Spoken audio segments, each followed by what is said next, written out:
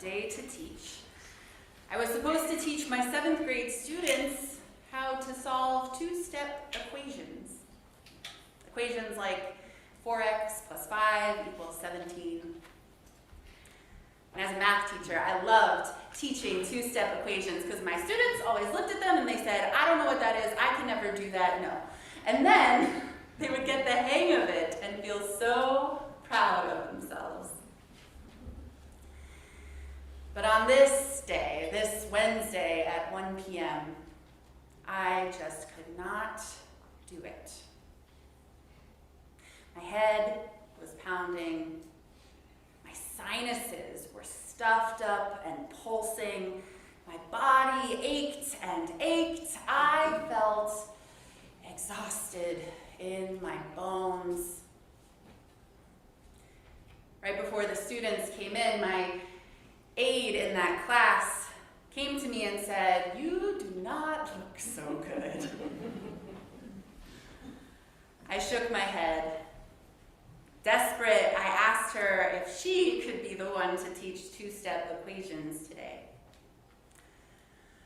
In that period, while my wonderful and unprepared aide nervously stumbled through my lesson, I sat at a desk in the back of the room using all my strength just to keep my head up. And every few minutes, a student would turn around to check on me. "You okay, Miss Peters? You need to go to the nurse?" It is wild to me to think back to before the pandemic and remember all the times I or a coworker of mine went into work while we were sick. It's wild. And this was not only something that was expected of us, but it was also a source of pride. Look how hard I work. Look how far I can push myself. Look how much I care. This means I'm not lazy, right? This makes me worthy, right? This makes me good, right? How many of us have or know others who have these kinds of thoughts? Yeah.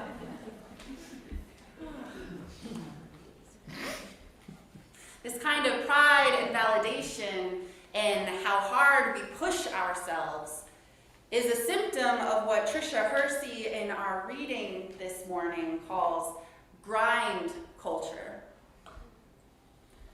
Grind culture that tells us that our worth as human beings is bound up in what we do, in what we produce, in how hard we work, bound up in our hustle and our grind. It's in the expectation that we keep busy, the message that we need to be useful in order to remain worthy.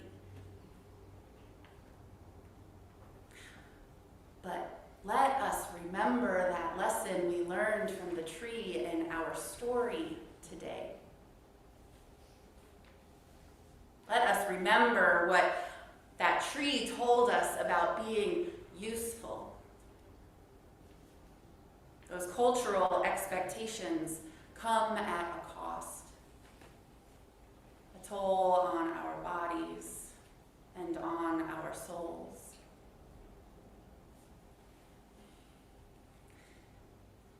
It was this realization that inspired Tricia Hersey to start what is called the nap ministry.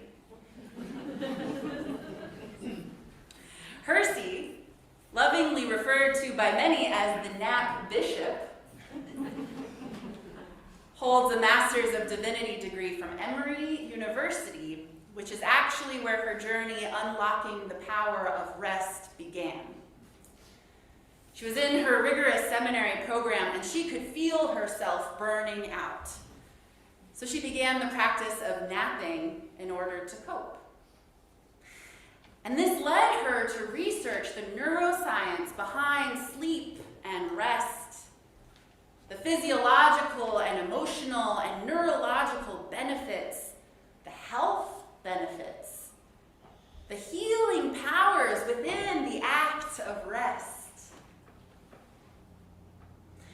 Hersey also dove into the stories of her ancestors who were enslaved Africans here in the U.S. And through these stories, she reflected on all the ways that the life-sustaining and magic properties of rest had been withheld from them. All the ways the inherent worthiness and what she calls divinity in their bodies, in their beings, all the ways that divinity was denied from them, denied to them, through the violence of slavery and through the industries that were built upon it. And she reflected on all the ways this inherent worthiness and divinity in bodies and beings are denied by grind culture today.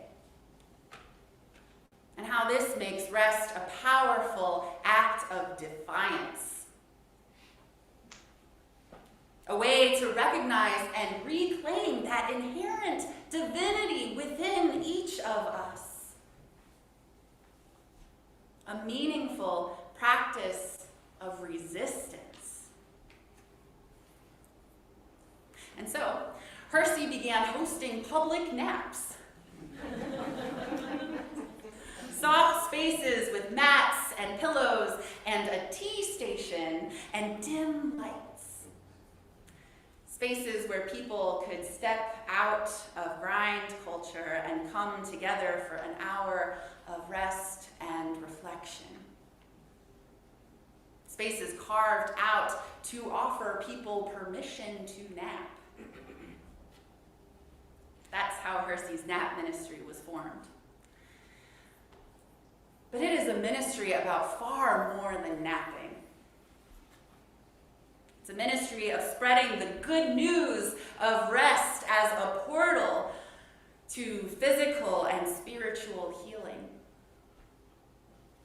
Rest as a spiritual practice, and rest as an act of resistance against the systems that try to claim us. When I think back on that day that my students were learning two-step equations while I sat in the back, sick and miserable, it is so clear to me that I should not have been at work. I should have been home resting. And heck, I probably should have been resting more long before that point. I wonder if more rest would have helped me fend off whatever bug had a hold of me before it got so bad. And I can't help but also think of how important these revelations about the power of rest, how these important revelations apply even beyond work life, even beyond day jobs. How it applies to you who are caregivers. How it applies to you who are activists. Even these loving and soul-fueled labors bring grind and exhaustion, don't they? As important and meaningful and necessary as they are. I'm reminded of the words of theologian, mystic, activist, and Trappist monk Thomas Merton, who made this clear when he said, "There is a pervasive form of contemporary violence to which the idealist most easily succumbs. Activism and overwork. The rush and pressure of modern life are a form, perhaps the most common form, of its innate violence. The innate violence in modern life. To allow oneself to be carried away by a multitude of conflicting concerns, to surrender to too many demands, to commit oneself to too many projects, to try to help everyone in everything, is to succumb to violence. The frenzy of our activism neutralizes our work for peace, It destroys our inner capacity for peace. It destroys the fruitfulness of our own work because it kills the root of inner wisdom, which makes that work fruitful. End quote. Regardless of how important and beautiful and meaningful and necessary and loving and soul-fueled our work might be, the message remains: rest is good.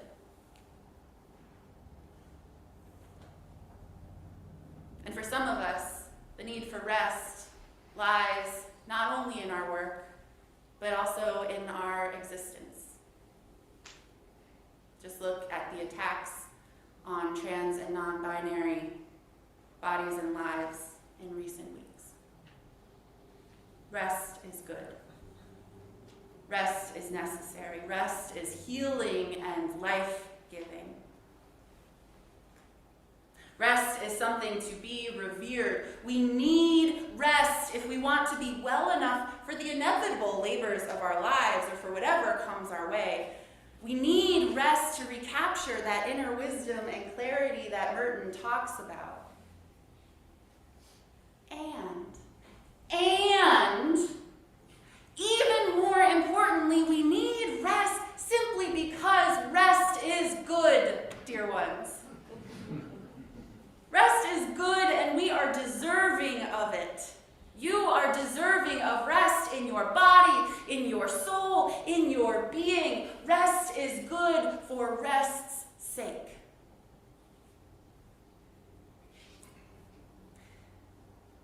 In the creation story of the Hebrew Bible, it is told that on the seventh day of creation, God rested. And then God blessed that day of rest and made it holy. Rest is good for rest's sake.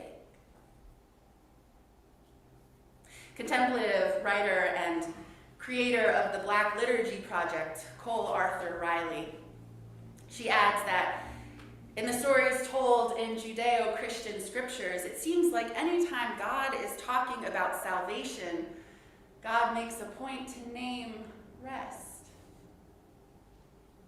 I'll refresh tired bodies, Jeremiah 31:25. Find rest for your souls, Matthew 11:29. Psalm 23:2, he makes me lie down in green pastures. Cole Arthur Riley cites these Bible verses from her own religious heritage and says, what a peculiar answer to the valley of the shadow of death. You might expect God's response to be to have people to rise, to empower them to fight, but God's answer is an unapologetic care for the body.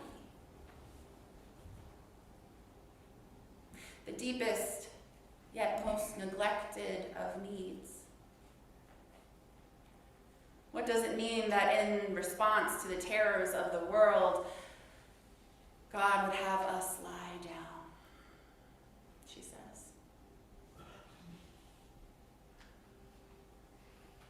Whatever your relationship to the idea of God, it's clear this wisdom of ancient ancestors who passed on these verses.